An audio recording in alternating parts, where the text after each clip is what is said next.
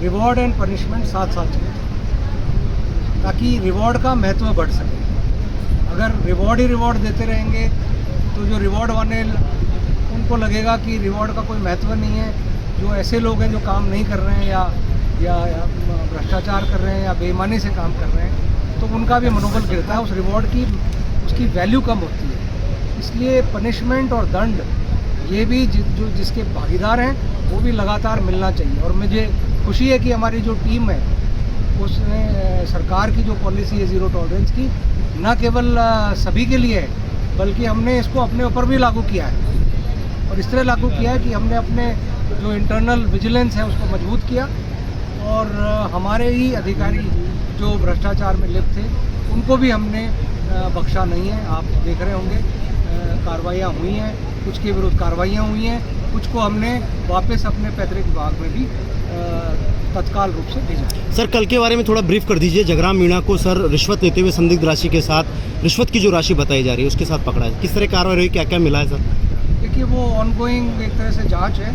एक तरह से हमें जो सूचना मिली थी उस हिसाब से सर्च की गई थी उनका वाहन, उस वाहन में राशि मिली थी। उसके बाद हाउस सर्च हुई, हाउस सर्च में भी कैश मिला। उसका डिटेल्ड एक प्रेस नोट आज हम जारी कर देंगे। वैसे घर पे जो मुझे राशि बताई अभी तक वो शायद 35 लाख है ऐसे बताई गई है, हो सकता है ऊपर नीचे हो कुछ फिगर, लेकिन मोटे रूप से ये है कि इसको हम अभी वन डे डीए के रूप में ट्रीट कर रहे हैं और बाद में हो सकता है कि अगर ज़्यादा संपत्ति का आकलन हो तो हम उसको आय से अधिक पूरी संपत्ति का केस भी हम बना सकते हैं, वो भी हम लीगली उसको एग्जामिन। सर ये कहाँ इनकी पोस्टिंग थी और कहाँ ये जा रहे थे? महंगी शराब की बोतलें भी यहाँ से मिली है, क्या एक्साइज एक्ट के तहत मुकदमा भी दर्ज कराया गया?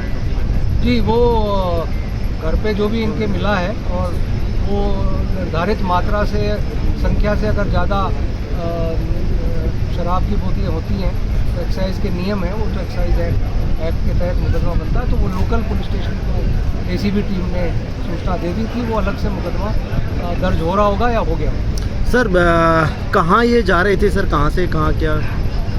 वैसे ये झालावाड़ पोस्टेड है, एडिशनल एसपी झालावाड़ की जो हमारी यूनिट है, और ये मेरे ख्याल से भी रिलीव नहीं हुए थे तो अपने सैटरडे संडे घर ही जा रहे हैं। सर काफ़ी लंबे समय से कुछ शिकायतें भी सर जगराम मीणा को लेकर के आ रही थी विभाग को, क्या कुछ ऐसा कोई परिवाद भी कुछ आया था इसके खिलाफ? देखिए बहुत से इनपुट आते रहते हैं, लेकिन जब तक कि पुख्ता एक्शनेबल इनपुट नहीं हो तब तक कई बार कार्रवाई नहीं हो पाती है। तो कुछ समय से ऐसे इनपुट थे और कल रात को उस इनपुट पे वो पुख्ता था, उस पर हमने जब काम शुरू किया तो उसमें पकड़ में आया। क्या सर इसको ट्रैप करने का पूरा प्लान था सर? अभी 2 महीने से एसीबी इस पर नज़र रखे हुए थी। मैं समय निर्धारित का जो बात है कि कितना टाइम से था ये तो नहीं कह पाऊँगा, लेकिन हाँ कुछ समय से कुछ ऐसी सूचनाएं थीं, लेकिन वो ठोस सूचनाओं के रूप में परिवर्तित नहीं हो रही थी, लेकिन कल अंततः वो सूचना सही साबित हुई। सर एक चीज़ देखी जाए इसके अंदर, जब भी वो रिश्वत की राशि सुनने में आ रहा, जब भी लाता था प्राइवेट गाड़ी से आता था, सरकारी गाड़ी को कहीं खड़ी करके आया करता था। सर माने कि उसको पुलिस होने की चीज़ भी लगी थी,